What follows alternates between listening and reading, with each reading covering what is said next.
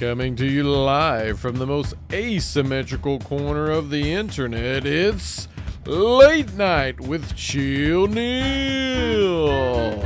Tonight, Wednesday, May 19th, we're welcoming musician, artist, gamer, and notorious shitposter, Matt Moir.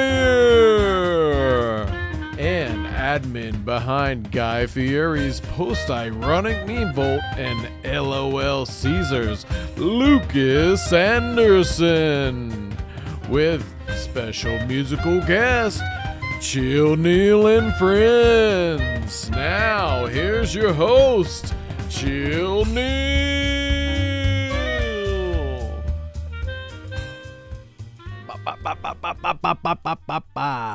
Wow, everybody. Welcome back to the last Late Night with Chill Neil. That's crazy to me. It seems like it was only yesterday that we just started to do this show.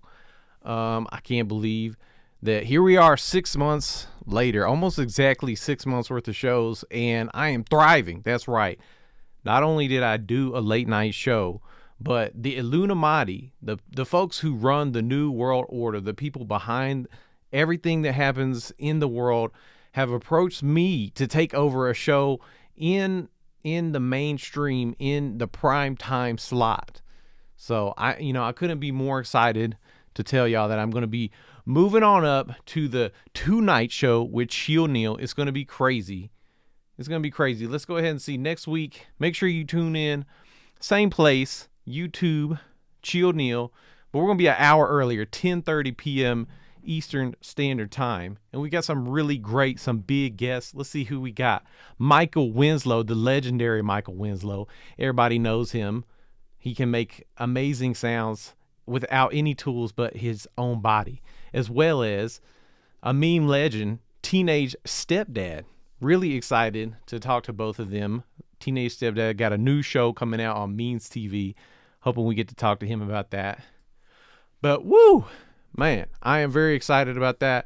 And, I just can't wait to go to the secret undisclosed location where we're going to be moving my show to the Illuminati Studios. That's going to be wild.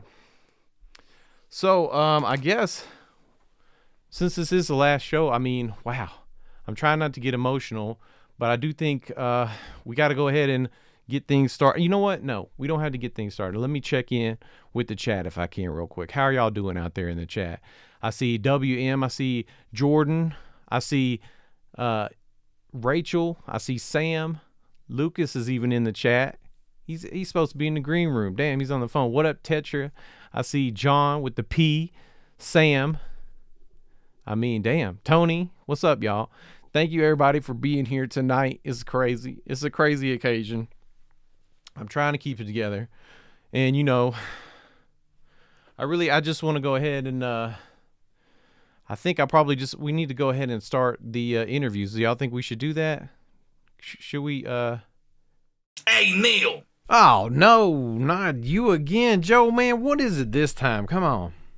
Don't be like that, Neil. I know we haven't always gotten along great, but I'm actually here for good reason this time.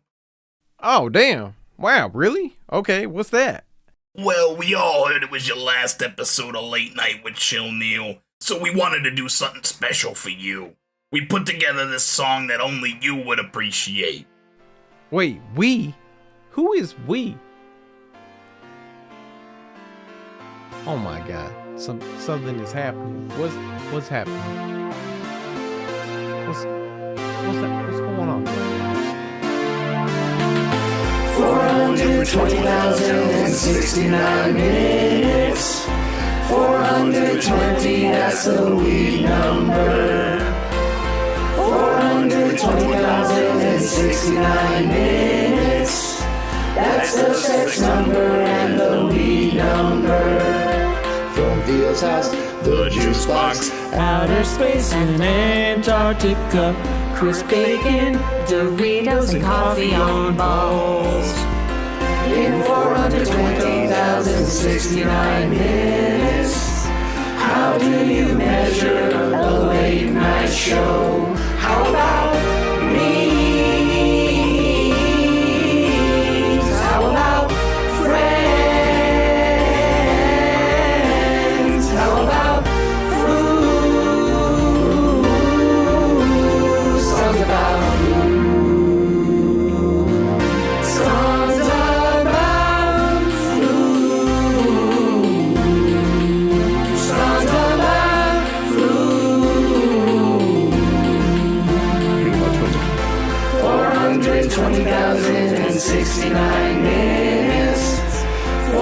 420,000 phlegm flies to eat. 420,069 minutes. How do you measure when it's time to glaze a hand?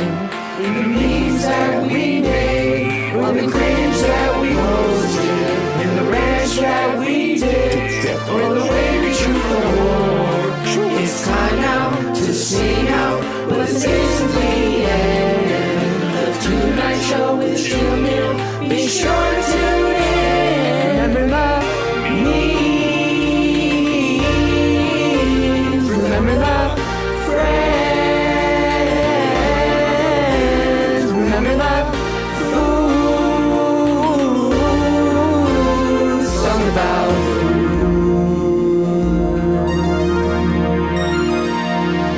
songs about food. Songs about food.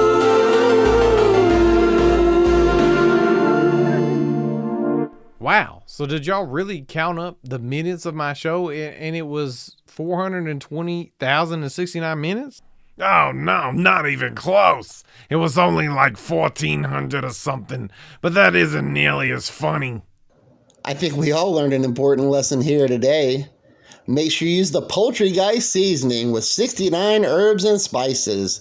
Your poultry has never been so very delicious.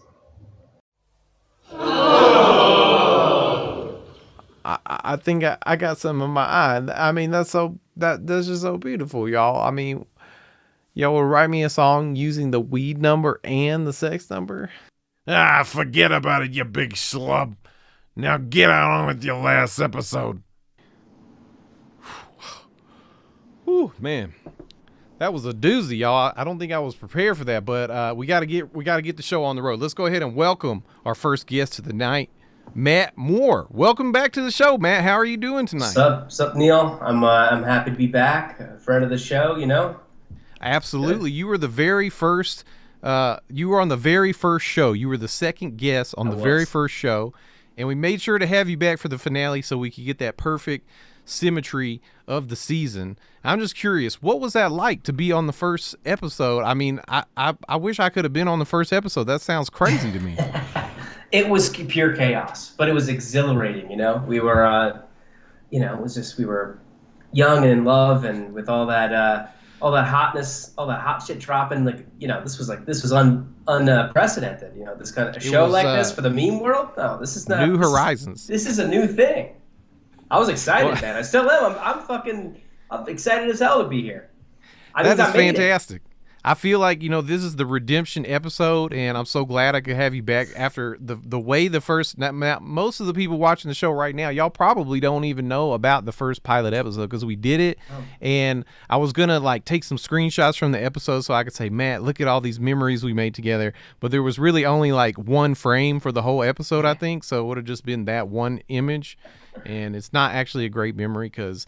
The stream was a disaster. It just blew up. It's all over the place, yeah. But now tonight, not only do we have Matt here, not only do I know how to say your name correctly this time, but we also have the homie Lucas Anderson. I'm going to mispronounce his name just to give it that weird inverse relation to the first episode. Okay, well, I always like to start the interviews with some hard-hitting, important research, and I just want to know. Okay, hit me.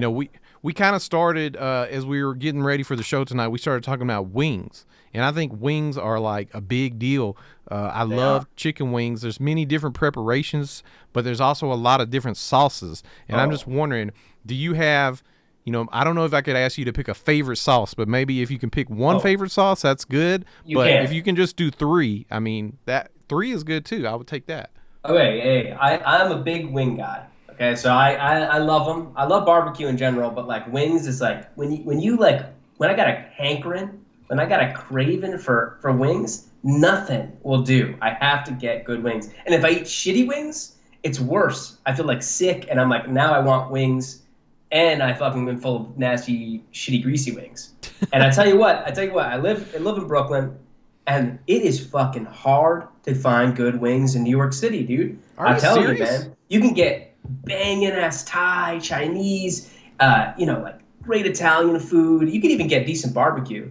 But you want to get good wings? They give you like these little fucking dinky wings with like, it's nothing but spice. There's no flavor. That kind of crap. This is distressing to me. I mean, isn't New York It is. State the home of the buffalo wings? So, So I mean, yes, but New York City but is upstate. excluded from that. Yeah, so I lived in Rochester for a little bit, for about 5 months, and they have banging wings up there because that's right by Okay. Buffalo, and Okay. and they like take pride in their wings and they deserve it. Their food, their wings specifically are delicious. All right, well then hold that thought on the sauces because I want to Sure, know okay. for the preparation of the wing itself, what is the best? Does it need to be deep fried? Can Okay. it be air fried? Does it go through the pizza oven? What is the desired effect? I have to admit I've never made wings before. I've never made like wings, Just from your taste of eating But it, do you? from tasting it, I have to say they better not be fucking breaded. That fucking pizzeria breaded bullshit chicken wings. Fuck out of here. Don't want anything to do with that. I don't get it out of here. That's all you can find here. It's garbage, man.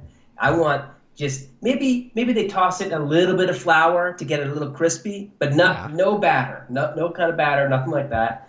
And then deep fry them. I have had really good baked wings before, so I don't want to shit on them. I have had really good baked wings, but typically like the deep fried ones with like, if it's like lightly tossed in sauce. I'm not like I don't like it like, the sauce just dripping off of it. It's got like a nice coating on there. Okay. But yeah.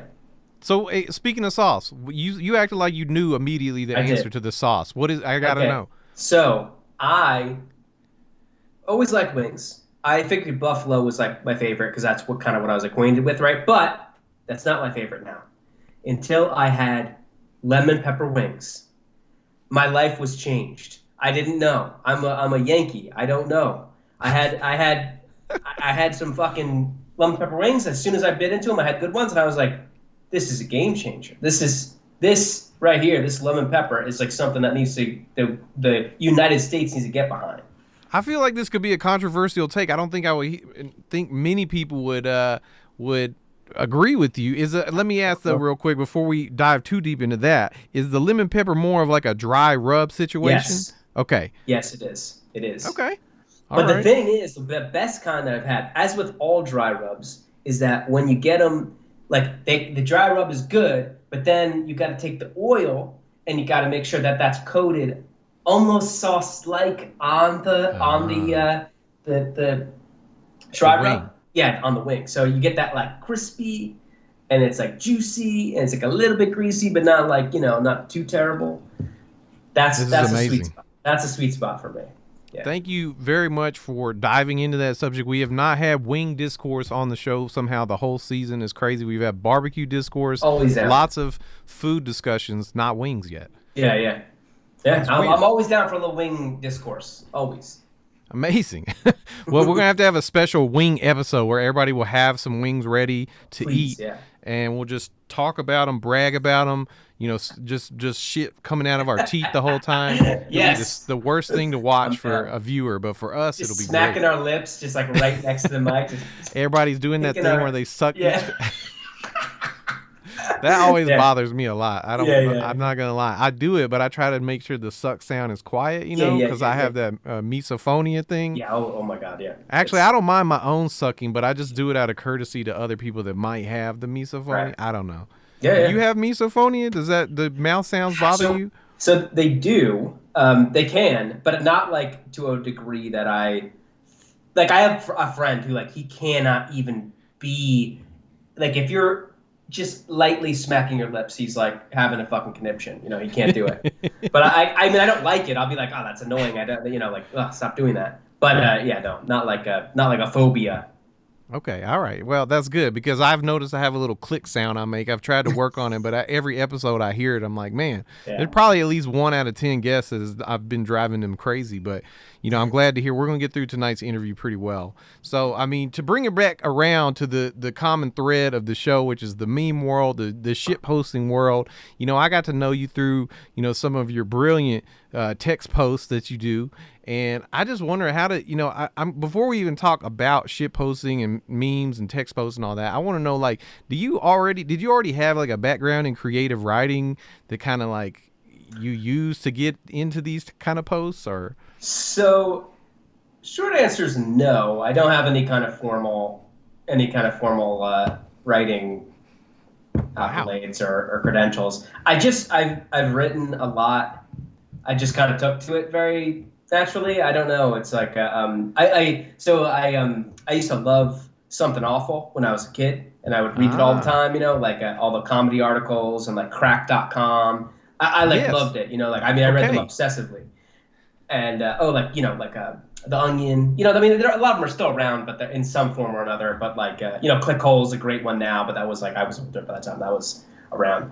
And I just always really liked it, and I tried. I remember I was probably about 17, and I wrote up a big ass article for Something Awful, and I sent it to him, and I just didn't hear nothing. I didn't hear anything from anybody, and I was so upset, right? Because I was like, said they read my shit and they hated it. They hated it. But really, they just probably didn't even. They were like, "What the fuck is this?" They didn't even open the email.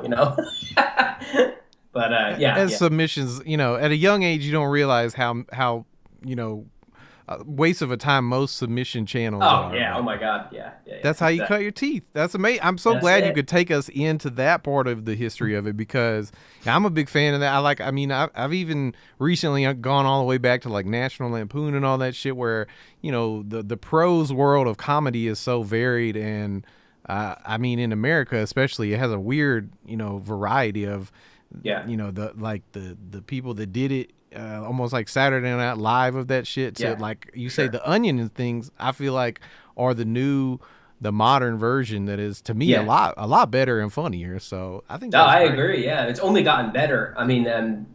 People like to say like, oh, the good old days back when. No, man, like a lot of fucking cracked stuff sucked ass, and it was terrible. It had gems. Don't get me wrong, and there was some really good stuff in there. But like a lot of that like early like Web 1.0 is a lot of garbage, man. But it just doesn't age well. It's like racist or homophobic or like some stuff like that. Like you remember Maddox? Remember that shit? None of that stuff has aged well for the most part. When I no, yeah. But there are some things that age very well, but other than that, no, it's there's a lot of garbage in there. Do you do much in long form these days, or do you feel like the way the world of the internet, comedy writing has turned to posting, do you typically, come up with something that can fit in a tweet or a Facebook post, or do you also have longer pieces now? This is like the question that's like plagued my existence for the past like 2 years. I don't know, right? Because it's like I could tweet something that's 2 sentences that involves like farts or some shit, and it's got like 500 shares. It's like people love it, like they think it's hilarious, and then like I'll like spend like a week writing like a short story, and it'll be like, I don't know, not that long, like 12 pages or something like that, like. But the thing is, like, everyone's attention span is completely destroyed. So, or they just don't want to read it. And I'm not blaming anybody. I'm not even like saying it's like bad. It's me too, man. Like, I'm not seeking out short stories to like read, But the thing is, like, I do want to write, because I feel like you lose something. Like it's like in the short form is cool, and it forces you to be like funny quickly and to not mince words, right? But sometimes it's fun to mince words. Yeah. Sometimes it's good to do that, and sometimes you get a lot more from something when it's longer and there's context, like subcontext, and like there's characters interacting with each other and stuff like that. But to like ask people, it feels like you're fucking you're like, I'm trying to be like, hey, listen to my SoundCloud, guys. Like, hey, can you want to listen to my SoundCloud? Like, no one wants to fucking like, hey, read my short stories, guys. I'm like, you're not doing anything. Like, you're laying in your bed doom scrolling. Just like, read my fucking short story.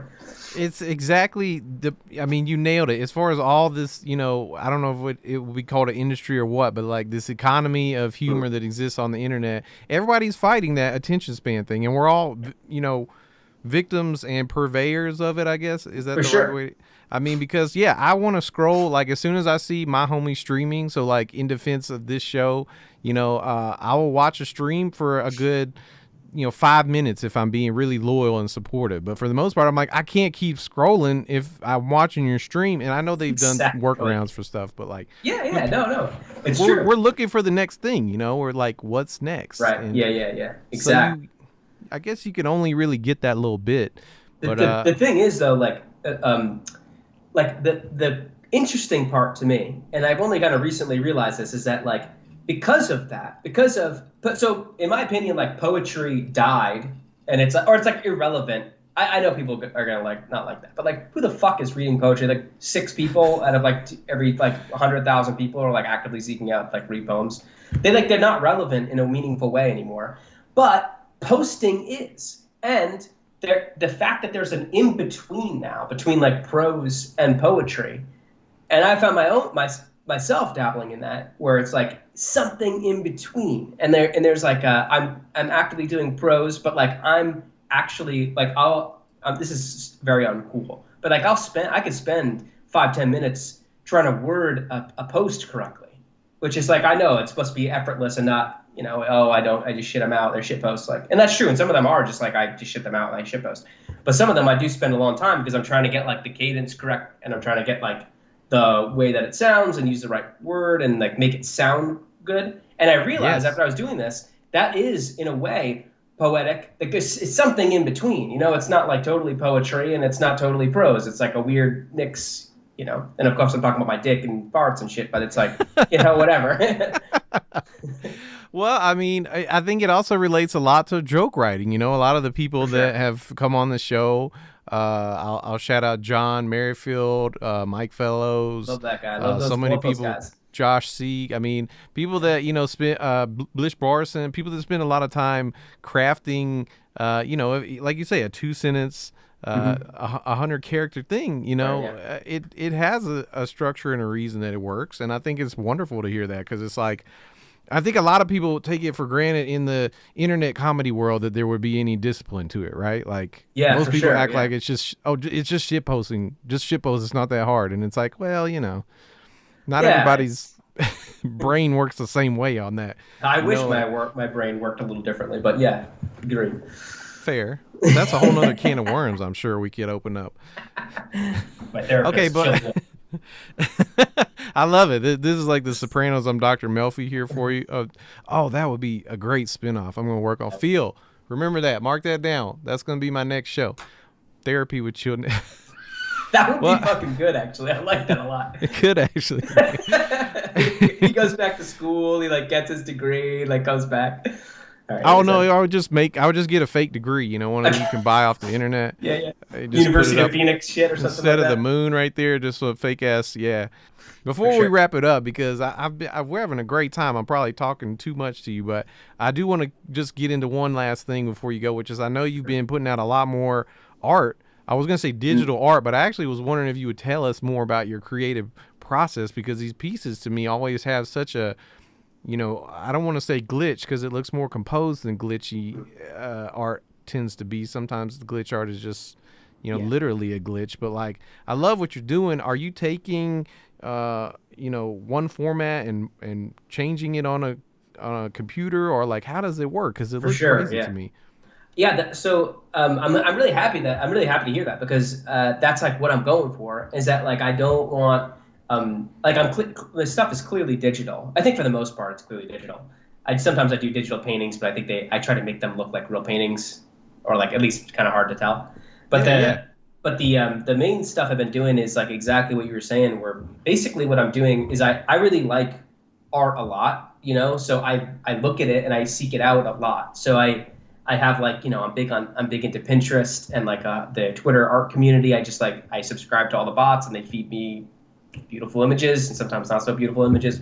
But so what I do is like I like to, and I really like art history, and history in general. So I will delve in and find old like 100-year-old plus pictures or images, and I'll kind of collage them together really roughly in Photoshop, and then I will usually bounce that into, like, I'll heavily manipulate it in Photoshop, and then I'll bounce it into a program called Glitch Lab, which is not available for iOS. But if you have a Android, highly, highly recommend it. It's very, very fun. You don't have to be a genius to get some pretty cool effects. You're right, you'll get some of that stuff where it's like, oh, this is clearly just glitched out. Like anybody could do this, it's just glitched. But if you spend time with it and then you start manipulating it subtly and then you start getting good at it, you can get some really interesting stuff that like kind of fools you, where you're like, I know this is glitched, but like, is this like painted? Is this like intentional? Nice. And that's kind of like what I'm going for. I like the in between where it's like you can't really tell, or it's like I call them like digital ghosts, where it's like they feel like images maybe you've seen before because they're like really old, or they're like I'm using like repetitive imagery, like just like a generic beautiful woman or something like that, and then I'm just like decaying it or removing parts of it to the point where background you have up is that one of the pieces, or is yes. that... This is all. This is me. This is like a digital painting I did. Yeah. I love it. Well, I know you've been doing a lot more recently, so I want to encourage everyone, go check out Matt on Facebook. I feel like that's the place where you're the most prolific. Would you direct people to any? I know you have Twitter and Instagram. Is there a place you prefer me to send people? Sure. Yeah. I mean, I'm at Distasteful Man on Twitter. You can follow me on Facebook. I think anybody watching this might already be following me, but if not, then you can find me. I'm sure I'll be commenting on this. Also, you can check out, I have a website called mattmoir.org, mattmoir.org, and I have like a bunch of stuff up there. I have some GIFs or GIFs, whatever you want to call them, on there too that I've been starting to mess with, and yeah, check it out if you like it. I saw some of those today. They were beautiful. I was going to try to throw them on the OBS here, the streaming software, but I didn't know if it would work, so I just kept on trucking. But hey, Matt, thank you so much for coming back on the show to help us cap it off. I mean, a beautiful finale, and I'm just so happy to have the conversation with you that people will be able to watch this time. Yes, absolutely. Thank you so much for having me, man. Hell yeah. All right, everybody, stay tuned. We're going to do a short commercial break, and we'll be back with the homie Lucas Anderson. Ba, ba, ba, ba, ba, ba, ba.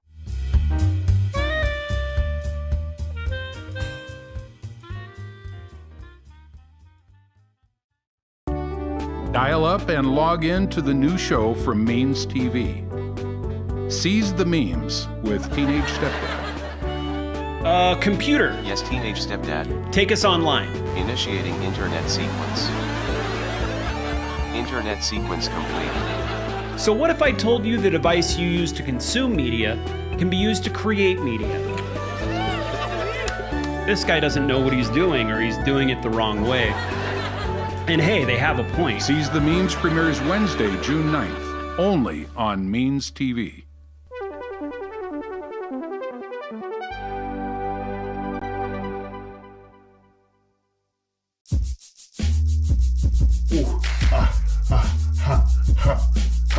I'm burning up. Ooh.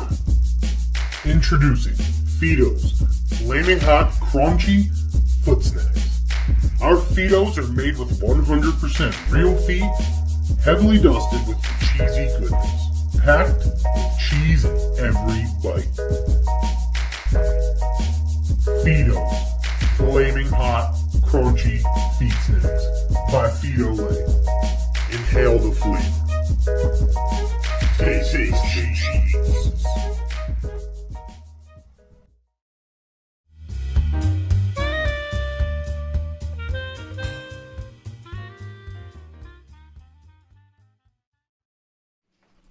Ba, ba, ba, ba, ba, ba, ba, ba. Welcome back, everybody. What a great night we're having. I want to welcome the homie Lucas Anderson to the show. Is that how it's pronounced? You know, it actually is. Wow. You know, there's Anderson with an E, and then there's Anderson with an O, and no one gets it right, but it's Anderson. Okay, wow. Well, that's kind of ironic because I earlier was trying to say I was going to mispronounce your name on purpose because I can never get Matt's. I realize it's not only that I can't get Matt's name right, but it's just that my accent is kind of like when I say the word "oh" and I say Matt Moir. That's just how it comes out, even though I know it's like 2 syllables. So I was trying to be Lucas Anderson, but I'm glad I got it right for once. It feels good. You're the first one so far, so I'm immensely grateful. All right, well, we got to talk about something important here right off the bat because you were on the very first episode. You were the first guest on the show ever, and most people didn't even get to see that. Most of y'all watching right now, this is the first time y'all have seen Lucas on the show because we did it live, and there was basically like one frame the whole time. What was that like to be stuck in the Matrix like that? I mean, you know, it was fine for me because it was just you and me vibing the entire time. I had no idea anything was wrong. So after the fact, you know, then people were like, hey, by the way, we heard none of that. It's like, great. I just revealed my deepest, darkest secrets, and none of you know them except for Neil. Amazing. So, I mean, still honestly, win-win. The episode is still archived, and I think you can like listen to it, but you definitely can't watch any of it. There's just like, you know, and it's funny. I was talking to Phil and Lee after the show, and they were like saying how they had looked at the show while it was live and it was messing up, but like they wanted to calm down and do something, but they didn't know what to do, and it was just like, well, hey, that's just that was the that was the hand we were dealt. So, but it's good to be back on the show with you tonight, and everybody can see you. You are one of I got to know you through, you know, your page, Post Ironic Meme Bowl, before we ever met or anything. I love that page. I know. Yeah, and I mean, I remember just seeing this guy, you know, Neil, liking these posts, and I was like, who's this cat? And then, you know, then we joined the Illuminati. Crazy. And history was made. Crazy. I'm wondering, since I'm going to be taping in the secret undisclosed location on Illuminati Studios set, I'm wondering if you might come visit me, because I figure you have, you know, access, you know, and everything. Yeah, absolutely. I would love to do that. You know, one thing I will say is we got to keep it under wraps. You know? Oh yeah, absolutely. We are a very secretive community. Of course. I think you have to be blindfolded and a hood over you just to even get into the lot, and it's crazy. It's weird. They drive you under a tunnel for like 69 miles. Yes. You know, you just to the center of the earth. The cast and crew of the show are already pissed at me. They're like so mad that I signed up for this, but they've already been kidnapped. They're in vans on the way there now, so hopefully the rest of the show goes well. So. Well, you know, at the very least, they'll get a lot of great fast food out of it, so I think it's a win-win. Speaking of fast food, I just heard that you got an air fryer just like very recently. Is that true? I did. I got an air fryer for the first time, my first air fryer, about 2 weeks ago. I just unboxed it finally today because I didn't have anything in my fridge to really cook it with. But I made some air fried chicken drumsticks today. Nice. And I'm very worried about how they would turn out, actually. I'm glad that we're talking about this, especially following the wing conversation that just had. Yeah, I thought I might have overcooked them, and I was very happy with how they turned out. I gotta say, speaking of wings, if you have an air fryer now, you gotta put them in. You gotta put the wings in the air fryer. They're the only reason I ever got an air fryer was just to make wings. Like I used to bake them, you know, and it took forever. It would take like 45 minutes to bake a tray of wings. It just drove me crazy. And you can make wings from frozen in half the time. So I'm telling you. Yeah. Well, I do want to know if you had a few items you're looking forward to putting into your air fryer. What are you hoping you might put in the air fryer? You know, that's the thing. Since COVID started, I make the same like 4 meals. You know, I make turkey wraps and breakfast burritos and like stir fries and enchiladas maybe. Not anytime recently. So I don't know. I'm gonna have to get inventive. But I just got a lot of veggies. I cut them up into like do a little hummus dip. I didn't have any hummus, so I think I'm gonna make some veggie fries. Nice. See what goes on with that. I got some Totino's pizza rolls. Okay. Which naturally have to go in the air fryer now. Yes, absolutely. I do have some a good amount of frozen food that can be experimented with, but we'll just see what happens, man. You're gonna have to give me all the secrets. You can literally put anything. You could look over on your desk and be like, TV remote, put it in the air fryer. Mitch McConnell. My wheat pen, put it in the air fryer. Yeah, Mitch McConnell was a really good one. If you have access to Mitch McConnell, you can put him in the air fryer. Please do. We would all thank you for it. I think that would be cool. And it could, you never know, it could be tasty. It's possible. All right, well, we started to talk about your meme page. I know you have a lot of meme pages. And again, I'm going to circle back to Guy Fieri's post-ironic meme vault because I feel like there's a lot to unpack here. First of all, tell Absolutely. us about post-ironic. I think this is important. I want to discuss this. How do you get to the post-ironic place with Guy Fieri? So, I mean, for me, post-irony is like this, kind of this ironic sense of humor that becomes earnest. And I feel that is very much what all of my sense of humor has been, where it's sort of like, I kind of like this thing as a joke, but then liking thing as a joke actually makes me like it. Maybe my whole personality is a joke, but there is an earnest level of this, this sense of irony where it's, it's playful and it's fun, but it's also an extension of who I am. It's not just making fun of itself, I guess. So that's kind of, that's the way that I've looked at it. And of course, I think my meme page as all meme pages has kind of taken its own life. So I'd say it's maybe moved away from the post-irony a little bit, and is becoming maybe more earnest than even just semi-ironic. But that's also the beauty of memes and meme pages. Sometimes you just create things and they take you somewhere that you weren't expecting to go. Well, I love that your page has a mascot in Guy Fieri because I feel like he is the perfect candidate for, having a post-ironic feeling about somebody. He's so easy to make fun of. You just can't help but to do it constantly, but you kind of come around to the guy. And as far as I know, he's a good guy, as far as I know. I did hear some stuff. Yeah. Recently, it might have come out, but I haven't investigated something on a podcast. But as far as I know, Guy Fieri is, to reach that level of making fun of him so much you love him, it seems like it makes perfect sense to me. And it also feels good because I feel like I learned about irony poisoning before the idea of being post-ironic about something. And I love that so much better than irony poisoning. I feel like it's like, becoming black-pilled on the internet is irony poisoning. But like for you actually got to meet Guy Fieri as kind of a side effect of this page's activities. Yeah. So for a while I lived in Sonoma County, North Bay, California, where Guy's from.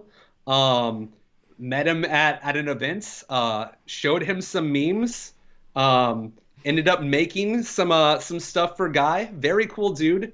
And someone from Northern California, like we have gone through a lot of fires.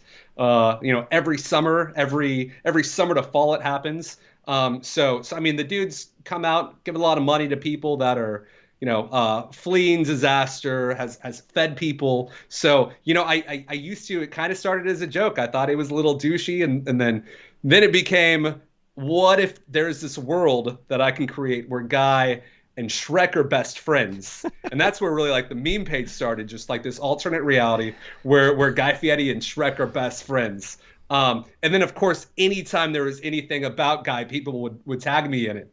But then, just started to learn more about the guy. And I've always loved Food Network. I was more of a Bobby Flay guy in my younger years.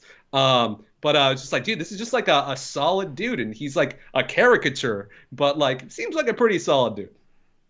Well, I think it's funny that you bring up Bobby Flay because I actually was going to start my own meme page called what was it? Bobby Flay's pre-ironic meme stash. Isn't that crazy?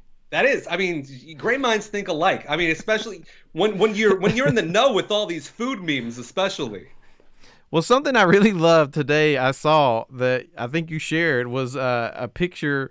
Maybe you didn't. Somebody was sharing a picture of Guy Fieri's face on a Shrek head. Yes. And I just think that is amazing because I was actually speaking to some folks before the show about how, Guy Fieri now has his own meme page, and he's kind of curating or he's got people working for him doing that. But I feel like you kind of help contribute to the soil bed of that Guy Fieri, hilarity culture, whatever you want to call it. I mean, absolutely. And I think my favorite thing recently has been seeing him post a meme of himself as Shrek. Like, I don't know if I have anything to do with it, but I like to think that somewhere I've created that and I planted the seed of Guy Fieri becoming Shrek. I do think you probably willed it into reality. I do think that's what I'm hoping. You know, I think the only thing, if it can be better, is if we can get Guy to play a mythological character. I would call him Guy Fieri in the next Shrek when it comes out. Oh shit! And the main song would be "Smooth" by Carlos Santana featuring Rob Thomas of Matchbox 20. Naturally, I think that's really. I could die then, and it would be okay. Naturally, wow. Yeah, of course. I think that will happen. I think that will happen, everyone. I think it will. Straight, like all of that, then I die. Then you heard it here first, everyone. The it universe is going to happen. implodes. Well, hey, look, I know I won't spend too much time on memes because the world is changing all around us. We spend a lot of time online, and finally the world is starting to open up. Before we talk about that anymore, I did want to know, like, because you're on a lot of like collaborative pages. Like you talked about the Illuminati. I know you do one with your homie. Shout out Turk. LOLCaesars, as well as others. How is it to you? How does it feel to make memes on your own versus with the group? And would you have any advice for people that are trying to work collaboratively in that world of making memes and stuff? Yeah, I mean, I think it's great to have a buddy to make memes with, or multiple buddies to make memes with. Bounce off ideas. How can I make this better? Is this funny? Is this cool? But also, I think there is an expectation that when you create memes, that you kind of continually post. And I think in a lot of ways, we're all dealing with burnout in a lot of different varieties over this past year. So to consistently create OC that is also like to the caliber of your previous stuff, it can be hard to do. But, you got 3 or 4 homies all posting on the same page.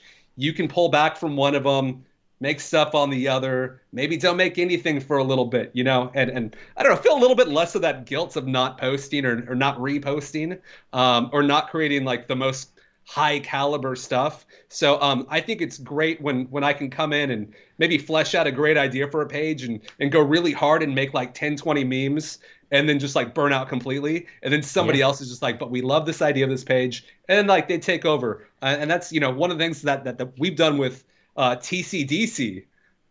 Do y'all know about TCDC? We'll put a link in the comments. We're gonna keep. I think Lucas's mom is watching, so we're not gonna name it right now. No, that's okay. It's called These Colors Don't Come. Oh, okay. Yeah, it's cool. It's cool. What's up, Mom? Lucas's Hi, Mom. mom. If you're, I don't know if you are, but just you guys. Okay, but yeah, These Colors Don't Come has been like a breakout collaboration that is most, I don't know if most people know it's a Illuminati thing that like all the folks had been playing with the idea of kind of spoofing the right, taking their memes, amping them up and flipping the angle. And I think it's hilarious, especially to see how easy y'all can come up with some of these ideas, but also just the aesthetic of it with the certain pictures of skulls and the certain fonts. And then like shout outs to Casey's Inferno, because he does some really high level edits. Yeah, page. some great shops for sure. So it's amazing to see how a group dynamic can really make the content shine, and I think that's beautiful. And speaking of group content, I mean, I was kind of teasing this idea before, but like I feel like the online world, like especially like with this show right now, we have done so much stuff on the internet because we've been forced to be locked down under a pandemic, and now I feel like the world is opening back up. I know you've gone through several life changes with work and where you live and all that kind of stuff, and I feel like I've seen you kind of like thriving, and you've been talking about making music. What does the future look like for you creatively? Like maybe it's not just memes anymore. Yeah, maybe it's just not just memes. I think I recently moved, got a new job, and I've got my own office, which I will not use for work so much as I will use for the creative side of things. So it's very cool. Behind me is an actual green screen, which I've never had up until this move. So it's just nice to I mean, of course you guys don't see it because obviously I'm stuck in the Black Lodge. Yeah, I was worried about you. But otherwise, yeah. So I think I would like to branch out and kind of I don't know, a long time ago. I did more things musical and less things kind of graphically, and I think there's a great intersection of both that could be very fun to explore.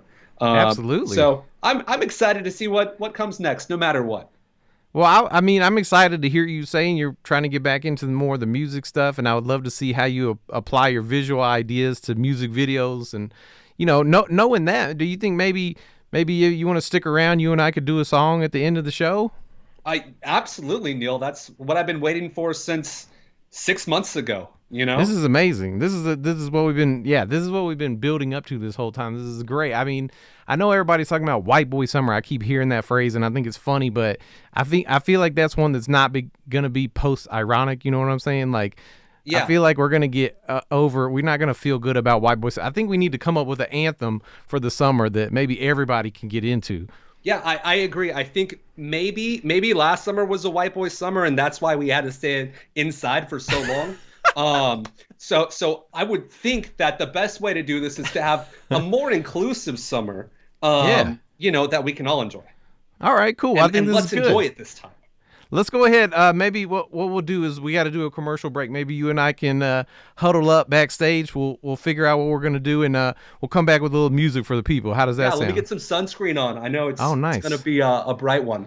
Yeah, I got my sunshades, my beanie. It's gonna be hot, but I got protection from the sun. So, hey, Lucas, thank you so much for coming back on the show. It's been a huge pleasure to have you here again on a Neil, thank you. Interview. Yeah, it's been great, man.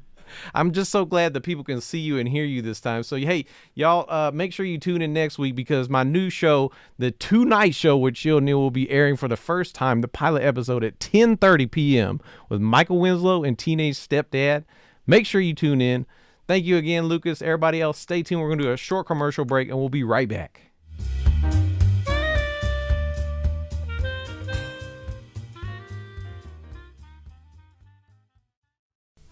Every order comes with free CBD sauce. LOL Caesars. We crazy, Anyways, this is Hash Greenberg with the Midday Report. And that was Hash Greenberg with the...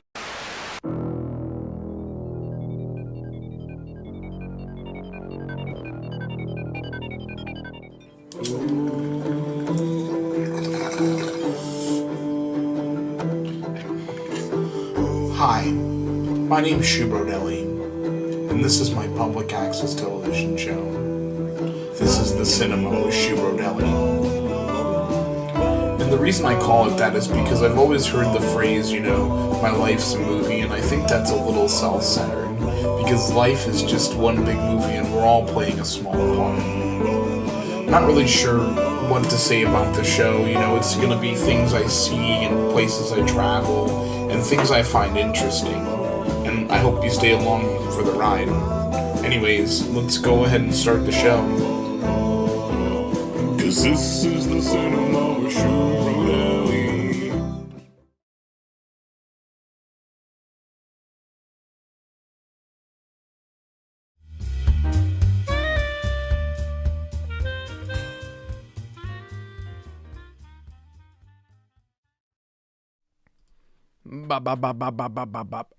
Oh wow! Excuse me.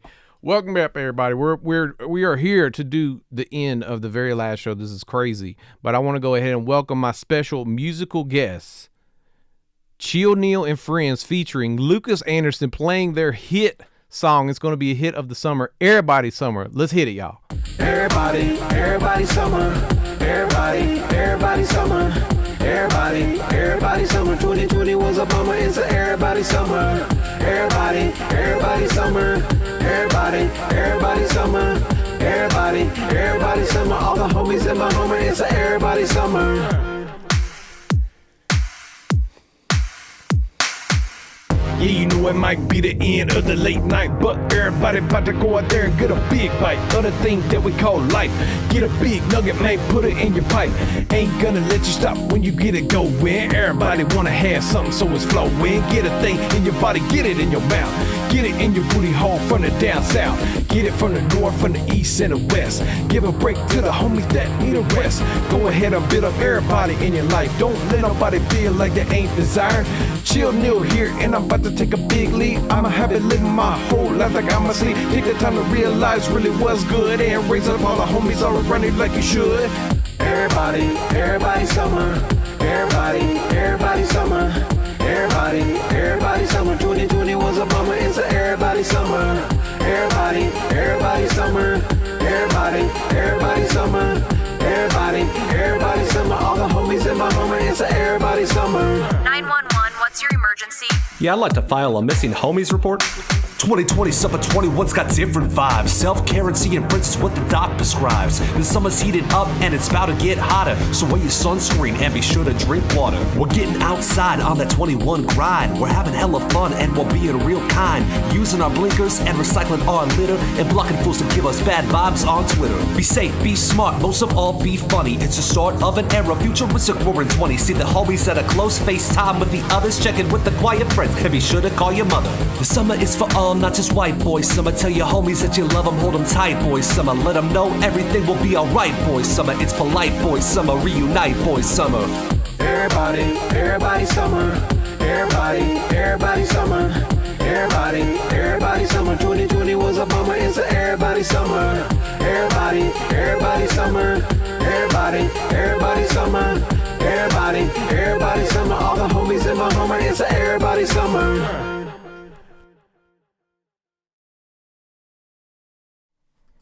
Wow. I'm loving that. I can't wait to begin Everybody Summer. This is going to be amazing. Well, hey, y'all, I just want to say thank you so much for tuning in week after week through all the weirdness, all the, meme talk, all the crazy characters that showed up. I had a really good time making this show with y'all, and it's really been a pleasure to do this. And I can't believe I'm going to say this. I normally say that's our show for tonight, but I guess I got to say, before I say it, make sure y'all stay tuned. There's a little bit more, but that's our show. That's our show.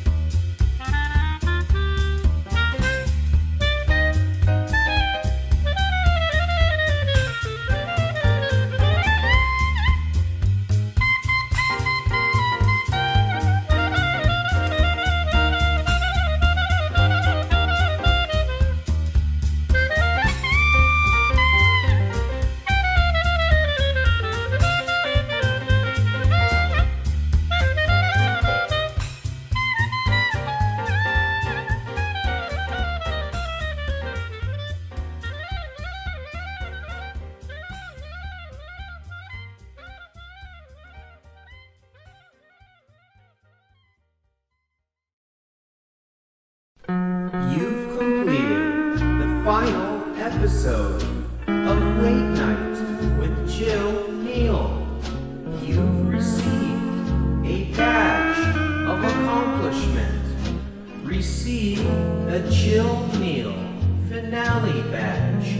Keep watching Jill Neal to collect them all.